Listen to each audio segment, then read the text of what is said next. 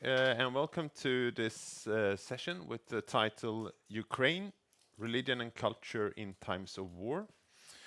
This is, as you know, a session arranged by Lund University, and this is a seminar that seeks to discuss the religious, historical, and cultural underpinnings of Russia's invasion of Ukraine.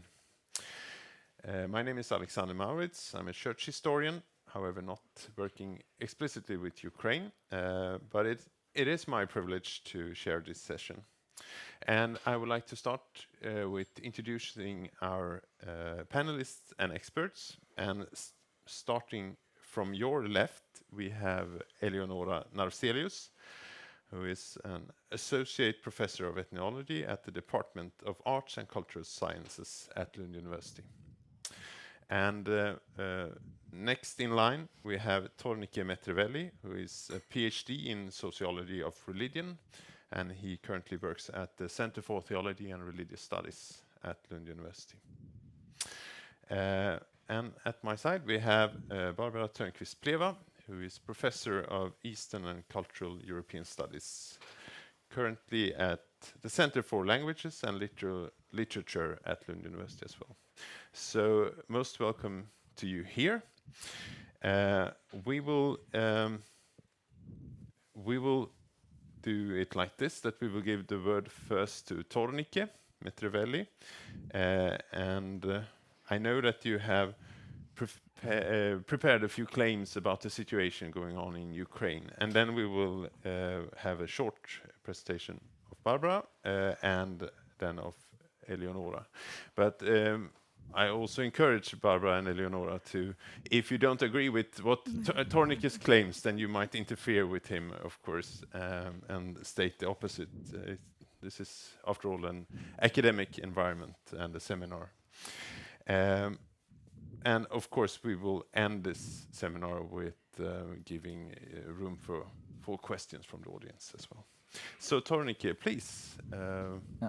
Thank you very much. Thanks everybody for attending. I'm very, very happy to see the interest in the field. I'm a sociologist of religion, so my conversation will be from the sociological perspective. And today I've prepared 5 main claims about basically my research, which is based on 7 years of working in Ukraine. First is the Ukrainian Christianity is unique and it differs from Russian Christianity in a number of ways. First of all, Ukraine is by default a pluralist country, which means that it has a legal system which encourages rather than discourages competition between and within churches. So Ukraine is the only country in Orthodox world which has 2 canonical authorities: Russian Orthodox Church, which is recognized internationally, and Orthodox Church of Ukraine, which recently got the so-called Tomos of autocephaly.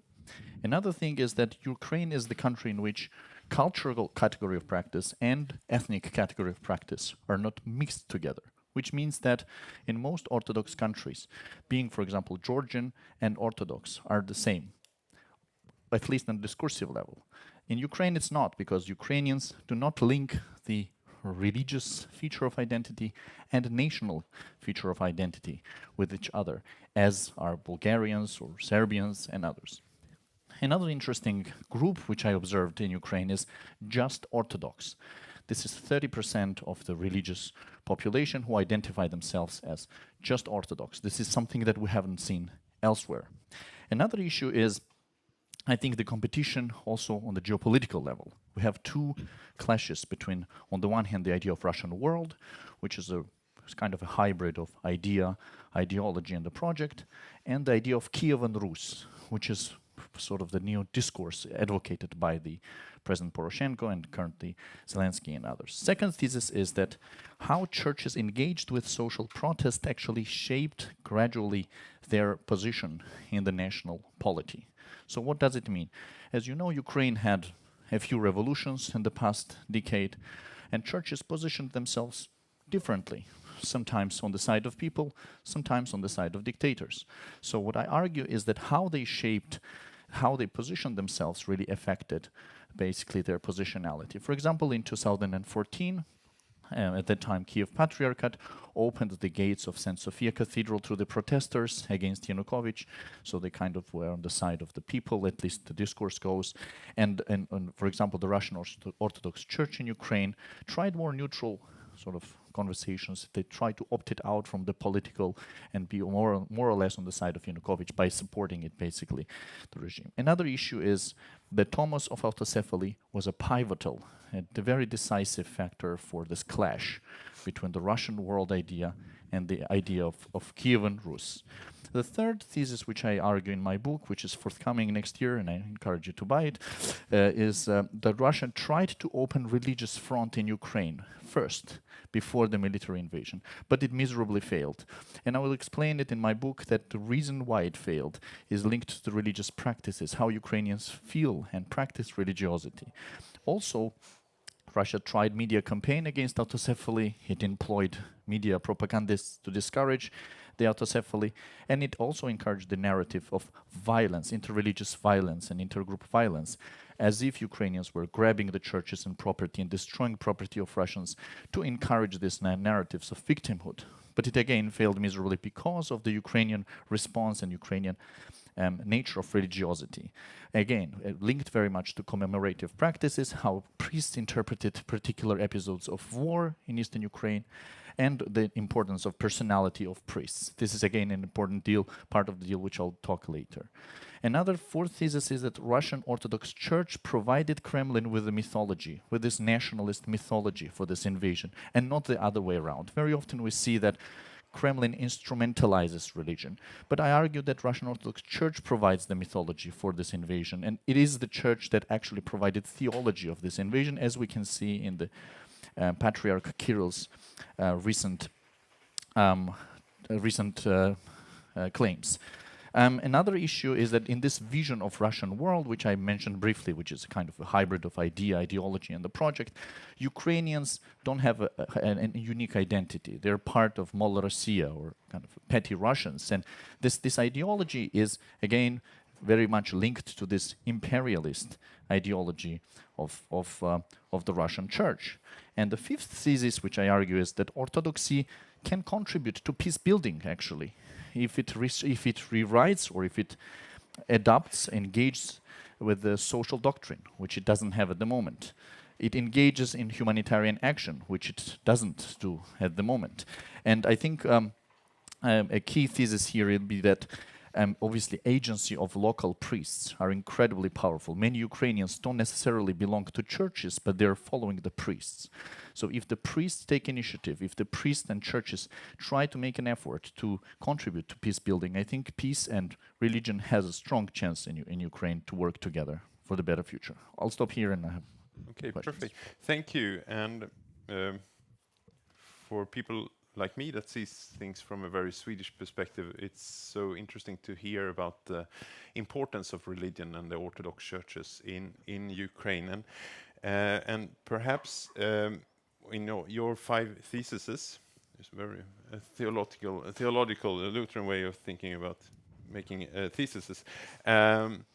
You go into details that about your second thesis about the role of the churches during social uprise or revolutions. So I think that this is a point where Barbara can go back 20 years or so in history to say a few words about the role of the churches in the Ukraine historical development. Maybe not so long back in history, but still I want to speak about how the main Ukrainian churches deal with the recent past, this Ukrainian-Russian conflict from 2014 until today. And I will focus on 3 churches that Tornike already mentioned, and it's Ukrainian Church of Kiev Patriarchate. This is autocephalous independent Ukrainian church. Then Ukrainian Church of Moscow Patriarchate, that also Tornike mentioned, and the third, it's Ukrainian Greek Catholic Church, which is mostly concentrated to the western part of Ukraine. And I think it's very important to pay attention how they narrate this conflict since 2014. partially because, as Tornike said, majority of Ukrainian people declare themselves as Christians, and majority is also Orthodox. But even if they are not so many are regular churchgoers, they still have contact with the spiritual leaders, for example, via YouTube and social media, and this has quite a huge impact. Moreover, these social surveys has shown that the religious leaders enjoy the highest authority among Ukrainian people, who otherwise are very skeptical to other institutions, especially political institutions. So the voice of churches matters. And moreover, religious institutions, churches, has this capacity to present events and sacralize them. And this means that they make them very important to people to remember and even act upon these events as sacral events. So let me say how they frame this conflict since 2014. There is a big gap or difference between, on the one side, Ukrainian Orthodox Church of Kiev Patriarchate, the independent church, and the Greek Catholic Church on the one hand, and on the other is this Church of Moscow Patriarchate, subordinated very much to the Moscow Patriarch. So if we go to 2014 and Euromaidan, so-called Euromaidan revolution, it has been clear that both Greek Catholic Church and Ukrainian Independent Church not only supported this revolution, but also contributed very much to construct it in the people's minds as a moral revolution, revolution of dignity, as it was called. And they put it in the discourse in media as it was a crucial moment when the Ukrainian nation raised against corruption, against corrupted regime, and stand up to fight for the better future. And these two churches even sacralized the victims, people killed on the Euromaidan, by declaring them to be heroes of Heavenly Hundred. Heavenly Hundred is a reference to the Orthodox cult of martyrs. And they also used this phrase, heroes don't die, which is also a kind religious view on heroism and martyrdom. Their position was actually totally different from the Ukrainian Church of Moscow Patriarchate. So I not fully agree that Moscow Patriarchate, Ukrainian Church of Moscow Patriarchate, was really capable. Maybe they tried to be neutral, because when you look what was put on the net by the church leaders, it was very much about that what happened on Euromaidan, it was a Western plot, and they emphasized the difference between Western Ukraine and Eastern Ukraine, and claimed that this Western part, which is populated by Catholics, as it was expressed, they were influenced by the West and managed to delude, to deceive the rest of the Ukrainians, so to say, to stand for so-called European Western values that are hostile to Orthodox values. It is stated frequently in this way. So there was already there very much big difference between how they narrated Euromaidan revolution. And then the war started after annexation of Crimea and the war in Donbass 2015. And here again, the Ukrainian Orthodox Independent Church and Greek Catholic Church, they declared that this is Russian attack that undermines human values, and that people of Ukraine should defend their country. So Ukrainian Orthodox Church of Kiev Patriarchate even introduced a medal called for sacrifice and love for Ukraine that they started to give to activist Ukrainian soldiers fighting in Donbass and so on. And they celebrated these soldiers. And Greek Catholic Church instead started to use a concept called Christian patriotism. And what they meant with this is that this is not about hating any nations, but have the right to defend itself against aggression. So they wanted to pray for Ukrainian authorities, soldiers, Ukrainian people, but also for the enemies, but still emphasize the right to struggle, the righteous war, as it was said. And this line is continued now by these two churches after February 24th, after the Russian invasion.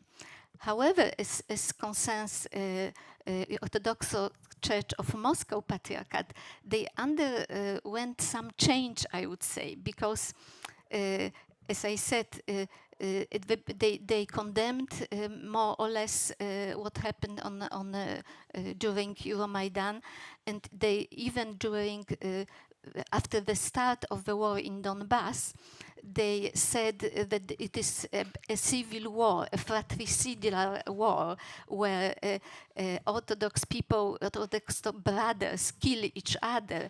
So what they declared that Ukrainian people were sinful because they committed sin of fratricide while fighting in this war.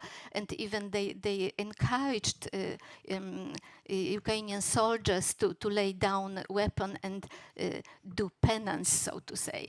So this was the line from 2015 until the beginning of this last invasion, because then the situation changed. Suddenly the bomb started to fall also on the members of Moscow Patriarchate, of the Church of Ukrainian Church of Moscow Patriarchate. So the people were dismayed what happened, and the Ukrainian Orthodox of Moscow Patriarchate started to appeal to the Metropolitan and even to the Patriarch in Moscow to stop this war, since people were killed, their parishes were destroyed, their churches, precisely as the churches of others. And what happened is that the Patriarch Kirill didn't listen to them. He continuously says that it is a war. Even he puts it in a kind of metaphysical terms against Western Antichrist, so to say. And these Ukrainians who belong to Moscow Patriarchate, he claims, are just sufferers for their own faith, so to say. And this is difficult, of course, for people in Ukraine to accept, even if they belong to Moscow Patriarchate. So they started to protest against their patriarch, and a lot of priests started to omit him in Orthodox liturgy, which is clear sign for protest and disobedience in the church.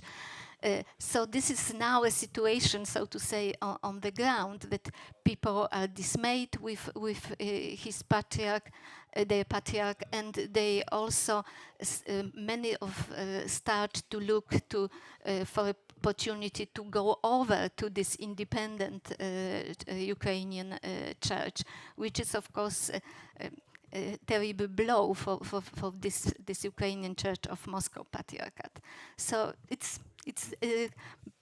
possible to say more, but I stop here. Thank you. Thank you very much. I think that we need to come back to this on how how different narratives are competing with each other and used, and how history and religious history of Ukraine is used.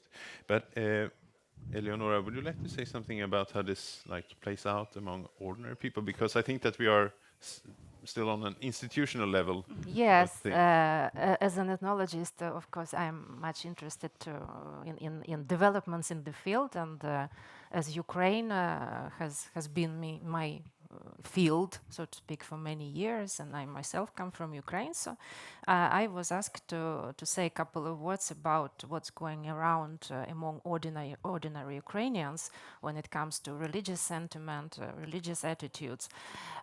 So my suggestion is for those who want to get a clue, initial clue at least, about what's going on in the field, is to turn to the World Value Survey, and especially to Engelhardt and Welzel World Cultural Maps. Because when one look at these maps, one sees clearly that, of course, Orthodox world is a special sector on the map. And within this sector, we see clearly that Ukraine, Belarus, and Russia, they come quite close when it comes to basic values that are measured according to this cultural map. And these values are the scale goes traditional values against secular values, and values of self-expression against values of survival. So when one looks, for example, at the outliers, Belarusians are outliers when it comes to the value of self-expression, interestingly enough. But Ukrainians score quite high in comparison with Belarus and Russia when it comes to secular values, which is an interesting message, because exactly this value, the gap between the previous measurements and the present day measurements increases all the time. So Ukrainians drift towards secular values as a society, one might say.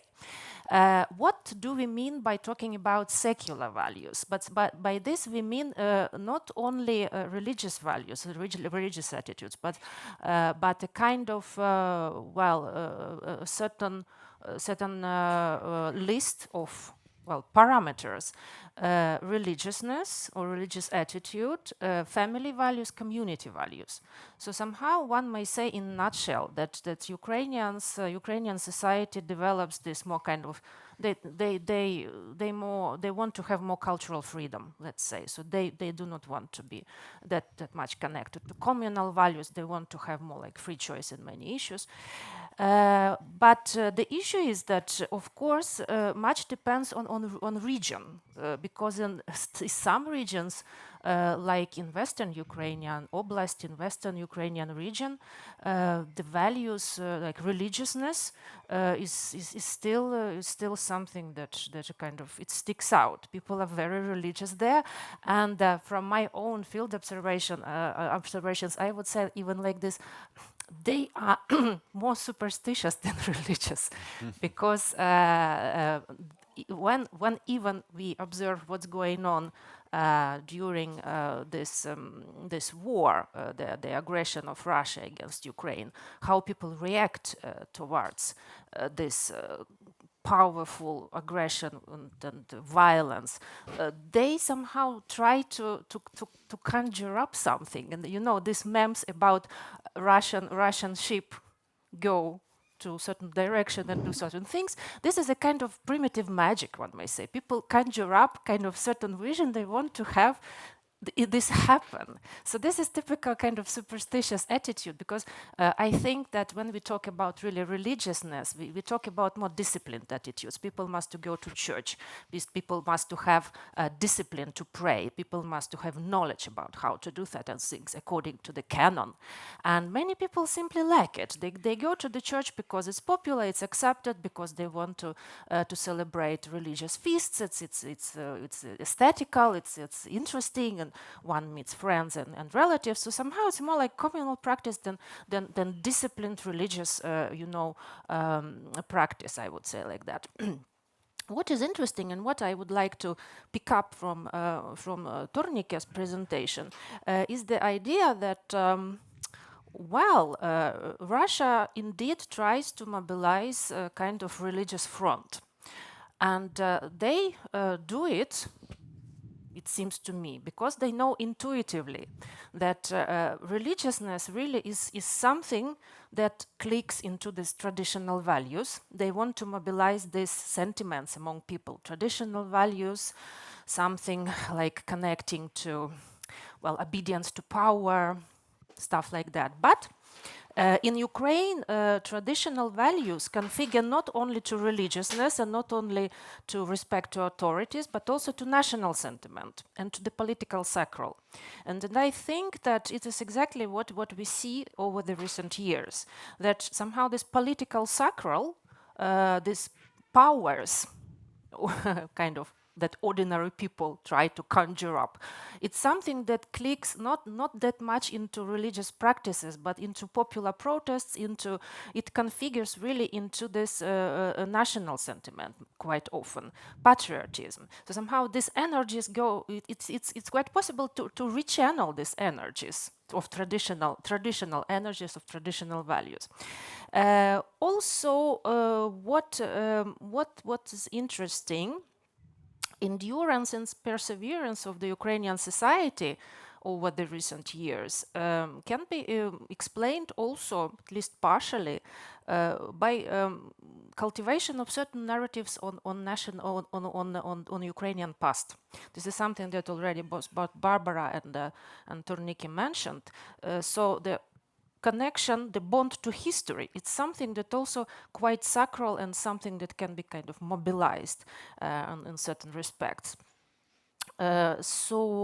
Notably, these main narratives on the recent Ukrainian history have very powerful religious undertones. They all deal, they elevate the ideas, or they elevate representations of martyrdom and sacrifice. So all these medals about sacrifice, it's also something that taps into this idea, this traditional religiousness comes into this pool of issues. Some of the most stunning cases of martyrdom and sacrifice are clearly in line with Soviet historical narrative, by the way.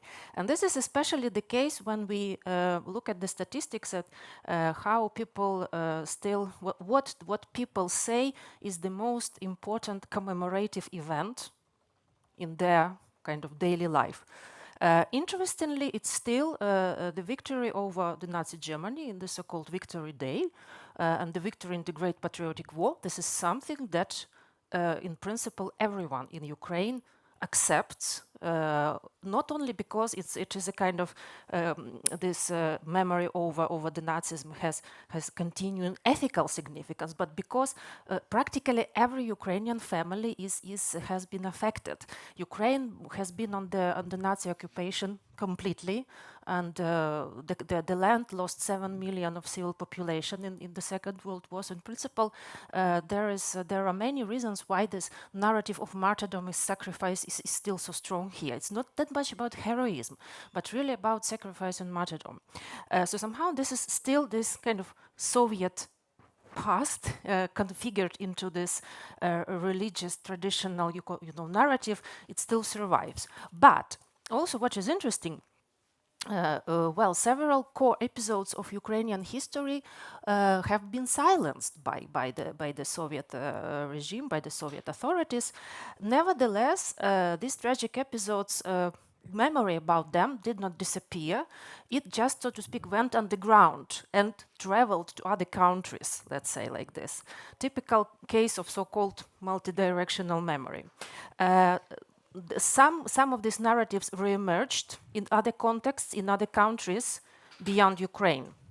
They were presented as political idioms by the Ukrainian diaspora, and they were replanted to Ukraine after 1991 with Ukraine's independence.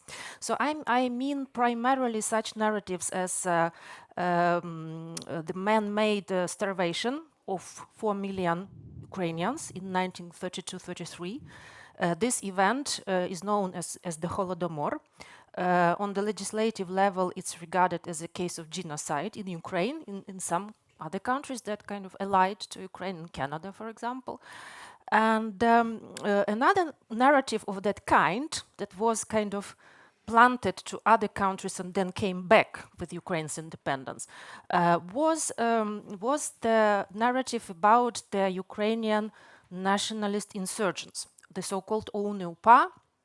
And those who follow, memes of Russian propaganda, they know very well that Stepan Bandera and all these Banderites, this is quite an obsession among Russian propagandists for decades. So for them, Bandera, this figure of leader of the organization of Ukrainian nationalists, has always been a kind of the biggest evil in the world. Actually, this figure of Stepan Bandera is also presented quite often and very systematically as a martyr in Ukraine, not only as kind of leader and hero, but first and foremost as martyr. And this is especially obvious in museum presentations in these, cultural heritage institutions, where a portrait of Bandera usually is accompanied by the crucifix. And also there are constant reminders that about Bandera's family's tragic history, because Bandera's two brothers perished in Auschwitz, and his other members of his family also suffered in the hands of the Soviets. So somehow he's a martyr first and foremost. So I think this is something that contributes to this continuing relevance of many kind of controversial figures from the past and kind of controversial for many periods of the past, because kind of they are saturated with these ideas of martyrdom and sacrifice still. Thank you. Thank you so much, Eleonora. I think there are many questions here, and perhaps you amongst each other have questions that we would like to hear, but I'm curious to hear about Tornike. You spoke about the religious front line in Ukraine opened by Putin, but is there something like the opposite, religious frontline opened by President Zelensky? It's at least from what we can see from Sweden, it's obvious that Putin uses or are in line with the patriarch in Moscow. But is there something similar going on in Ukraine by President Zelensky? How does he this notion of religiosity and the importance of religiosity in Ukraine society? Is there something corresponding? Yeah, I think a very important part of the deal is to understand the difference between Moscow Patriarchate in Ukraine and the Russian Orthodox Church. Because Russian Orthodox Church has a central office in Moscow, while the Ukrainian Orthodox Church of Moscow Patriarchate, which is kind of a subsidiary, if we're talking in kind of business terms, of the Russian Orthodox Church, has a head office in Kiev. This is not an independent church, but this is a branch of the Russian Orthodox Church in Ukraine. That is kind of commenting on a little bit on Barbara's point about the neutrality of the language, because what Russian Orthodox Church employed in Moscow differed significantly from what Moscow Patriarchate in Kiev employed in terms of their rhetoric. And these are two important categories to understand the difference and the conflict between the Russian Orthodox Church in Moscow and its branch in Kiev. Another question is the utilization, which you ask about the narratives. Indeed, if we look at the speech of Putin when he declared the independence of Donbass, and Luhansk, basically he uses the religious terms, he refers to the Russian world idea, but this is more, religion acts as a sort of a caveat to geopolitical project. The question is whether or not Russia tried to start religious war in Ukraine, and that's what I argued, that at first attempt was to start religious clashes between the followers of the Moscow Patriarchate and the Kiev Patriarchate. And it was documented, well documented by the court cases, which I studied on 3 levels of Ukrainian courts, how much of that was part of the project of the Russian world. Of course, it failed because what I argue is called sentimental orthodoxy. The nature of religiosity in Ukraine is unique and very different from anything that we see elsewhere, in which what sentimental orthodoxy really means is that it's both narrative and discourse. It is kind of a category of practice which stands out as something like a folksy religion, in which doctrines are not so important as are attachments to certain shrines or certain priests, particular language, and etc. What Putin did in this war was that he put religious dimension to this war. I think this is significant, using and politicizing theological categories and using it for the geopolitical reasons. But these categories were always there, and we can see the speeches of Patriarch Kirill, 2009 speech of the Russian World, for example, in Moscow. Russian World is also, by the way, an organization which serves to preserve Russian language. And it has numerous branches in Western Europe. So this again is sort of the Russian nationalist civilizational idea. But I argue that Russian church provided this framework rather than the other way around. Thank you. And also a question to both Eleonora and Barbara, and this might perhaps be to open up Pandora's box, but when you speak about the use of history, martyrdom and sacrifice, use of religious language in a conflict, this is like a school example if you read about nationalism in other parts of Europe in the late 19th or the beginning of the 20th century. Is this has it always been here, or is this the return of nationalism where religion plays such an important role? Yeah, I mean, nationalism is a really huge research subject, but absolutely, it deserves a lecture, so to say. I would say that it depends on what period we speak about, because in terms of, for example, if we look at I think Soviet period, for example. So here you have a kind of a difference on the territory of Ukraine in this part, which is dominated by a population who are Orthodox. Religion, of course, was very much under the pressure during the Soviet times. Even there was, of course, atheistic politics, and the only church that was allowed, it was this that was subordinated to Moscow, and I think that there was a huge process of secularization, even if, I mean, again, it depends how we define religion, because on the some level the values and a kind of spirituality, let us call it, or superstition in other, all this mix has always existed and survived. But I think it's interesting that in Western Ukraine, which mentioned that is much more religious now, because they were Greek Catholic, they connected it very much to the specifically regional identity and Ukrainian identity at the same time. So there the connection, in my view, between nation and religion was very close. And in case of Orthodoxy, it was much more blurred, I would say, but now resurrected. It is at least my evaluation. Yeah, talking about this dimension of connection of daily religiosity and nationalism in Ukraine, I think that this is absolutely obvious still in western parts of Ukraine, that especially those that used to belong to Austria, to the Habsburg Empire, still in this all the churches you can see, well, pre-war churches at least, one can see interesting icons where leaders of, where, for example, soldiers from the First World War, Ukrainian siege rifles are depicted as a kind of part of this venerated figures, well, alongside with the saints and stuff like that. So somehow this is quite present, and I think in this respect, Western Ukraine, of course, resembles quite a lot Catholic countries. We see something similar in Italy, also in respect to the First World War, and in Poland, of course, we see many imagery, much of imagery of that type. That kind of national martyrs, they kind of they are depicted as a part of this kind of the long row of saints of the national community and the humanity. So, well, talking about this resentment against Moscow and against well, the Soviet Union and Russia. So this also taps into this story about repression of the local churches in Ukraine, especially, of course, Ukrainian Greek Catholic Church that has been repressed after the Second World War. And the issue is that this was one of these churches that really had the strong undercurrent of kind of, this is the national church. Because the patriarch, Andrei Sheptytsky, was not only patriarch, he was ethnarch.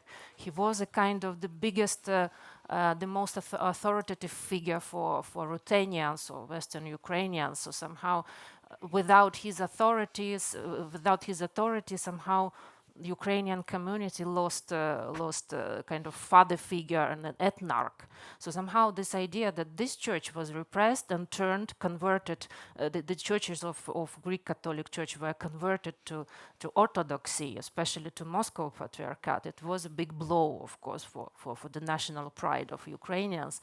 So somehow this sentiment is still alive, that well, something wrong has been done during the Soviet time, and it continued to be like that. But also talking about religion, it's also one needs to mention that again, what also Tornike pointed out. We have in Ukraine the situation of diversity by default, but still diversity. So somehow there are so many other churches except these traditional, well, Orthodox churches or Catholic churches or hybrid churches like Ukrainian Greek Catholic Church. We still have quite a strong Protestant movement, especially in eastern parts of Ukraine, unlike well, in western parts where Greek Catholic Church was traditionally strong. Protestantism was more like on the level of sect. It was persecuted even. Some denominations used to be persecuted during the Soviet period, and somehow they are still under suspicion. So recently there came several communiques about prohibition of certain sects again. So all the time some sects need to be prohibited in Western Ukraine. But in Eastern Ukraine, on the contrary, they have this Protestant movement. And here, by the way, the idea of kind of humanitarian help and helping needing people, it's a kind of quite and anchored among the Protestant churches, among Baptists, you know. So somehow this is a complicated situation, but indeed this nationalism and religiosity churches, they are interlinked in many contexts and in many respects. So thank you. Time flies. I think that we should, if there are questions, at least one or two questions we can handle within. Yeah, and we have two candidates already. So let's see. Do we have a microphone? Yeah. Could I go down without? Okay. Should we start in the back then, and then we? Yes, I have a question. Actually, two questions. But first to Tornike about this concept of Kievan Rus, which seems to be one of the triggers for Putin's expansionist activities. How is that perceived in the Kievan Patriarchal Church and in the Greek Catholic Church? Is that still a thing which is an important part of the identity and history, etc.? That's the first question. The second question is, the Soviet Union never spoke about Nazis. They spoke about fascists as an ideology. And now suddenly Nazis are appearing here from Russia. How can you explain that? I mean, Nazis was not a concept before, and now Nazis appear suddenly. Okay, perfect. And the mic forward here. But let's start with to answer these two questions. Yeah. Tornike, go first, perhaps. Two great questions. First of all, the Kievan Rus is a project, or if we look at the instrumentalized part of it, is a project which Kremlin uses, saying that, well, we all come from Kievan Rus, but Russia has a civilizational superiority, if you will, within this framework. But that kind of coincides greatly with the idea of Russian world. In Russian world, Belarus, Ukraine, and Russia are one big whole, in which, again, Russia has sort of a priority. A good question is the Greek Catholics, how they interpret the Kievan Rus traditions. And I think that's where the Kievan Rus clashes with the Russian world. This is ontologically and teleologically Ukrainian. The Kiev was there before Moscow was Christianized. This is sort of the narrative that goes with this. But of course the question is, what happens beyond the binaries of these narratives, and how are these narratives perpetuated among the public? And again, if this narrative of Russian world is interpreted as necessarily hostile to the Ukrainian identity, then why majority of the Ukrainians do not switch from the Russian Orthodox Church to the new church? And my answer to that is that, well, Ukrainians do not care so much about religious identity as much as they care about language, for example, or regionalism. But the question, of course, gives a new dimension after the war. What will happen after the war? What will happen with the Kievan Rus idea? People like Arestovich and others who are along the Zelensky's circle are advocating this idea that Kievan Rus, not the Russian world, but Kievan Rus is actually the center where it all started, where the Russian lands were Christianized. So what kind of dimensions will be the new, on what level will they operate, definitely depends on the outcome of war. Should Barbara go with the fascist question? Of course, I didn't study it, but my interpretation is that Putin's regime, to some degree, adopted Western discourse. West also using, so to say, turning the tapes and even use Western discourse of human rights, so to say, to argue for his own point and interest. And we can see it when he tries to legitimize the war by speaking about the crimes against humanity and human rights in Donbass, persecution of Russian speakers and persecution of Orthodox people and so on. And even before the war, for example, Russian Orthodox Church made a plea in on different religious arenas that actually really Ukrainian Church of Kiev Patriarchate, of Moscow Patriarchate is persecuted, and they try to make a point on this. So I think they adopted this discourse of Nazism from the West and use it so it would be obvious in their propaganda to the Western people as well. Yeah, and I would also like to add that this initial idea about the Soviet idea that they defeated fascism, not Nazism. This is something that has, well, partially an explanation in the idea when saying Nazis, like in Soviet Union, you had to say national socialism. So somehow this idea of socialism connected to such unpleasant things, it doesn't sound well in the society, in the country that is inspired by Marxism-Leninism. So somehow they wanted to avoid this connotation. Obviously, for them, fascist was more appropriate in this situation. But later, as Barbara mentioned, yeah, so they reconfigured, they readjusted this idea that yes, we take this Nazism because Nazism is broader somehow now for Russian ideologies than fascism. Fascism is something historical, but Nazism something is contemporary. It's about neo-Nazism. It's about Europe and the West that has never been kind of eliminated this undercurrents and animosity towards Russia and stuff like that. So this is an interesting reconfiguration. Thank you. And the last question before we end. I wonder, is there any discussion within the Russian Orthodox Church about the behavior of Putin? I mean, Kirill has his statement, but is there any open discussion, any other views within the Russian Orthodox Church of this, what's happening? Or is it just already accepting? Because to me, I can't understand any Christian can accept what is happening in Ukraine today with Putin behavior. Well, yeah. The short answer is that there are two Russian churches, if we kind of speak normatively. One Russian Orthodox Church, which is on the territory of Russia, which speaks in unison with Putin and Kremlin propaganda, and there are eparchies outside of Russia, which are, some of them are vocal against the Russian invasion of Ukraine, and some of them are neutral. The question is when and why this rhetoric changes, and an important part of the deal is, of course, how the Ukrainian Orthodox Church of Moscow Patriarchate responded to this war. And we have seen Metropolitan Onufry condemning the war. We have seen some of the priests of the Moscow Patriarchate in Ukraine not commemorating, as Barbara mentioned, not commemorating Kirill, which is a big deal in Orthodox Christianity. And some of the monasteries stopped commemorating Kirill. So again, two churches, if you will, one in the Russian territory and another is what happens outside. So far on the Russian territory, it's strongly pro-Kremlin for obvious reasons. Okay, my question was regarding inside Russia, not... well, inside Russia is pretty solidly unison. It's really allies very closely with the Russian Orthodox Church's narrative. Only 3 eparchies in Russia have been more or less critical. Some of them were priests, which actually got excommunicated for condemning the war. Also in very mild terms, saying no to war, not condemning particularly the invasion, and yet the punishment was their excommunication. So the response of the Russian Church is pretty severe for those who condemn the war or who show some kind of sympathy to Ukraine.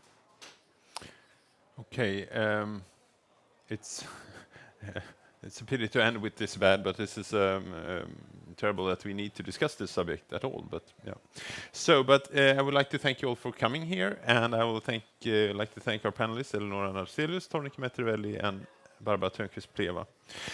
Please have some coffee and stay in the Lund University tent, because we in 8 minutes we have a session with the title Bildning som salt och styrka, universitetet som meningsskapare i vår tid.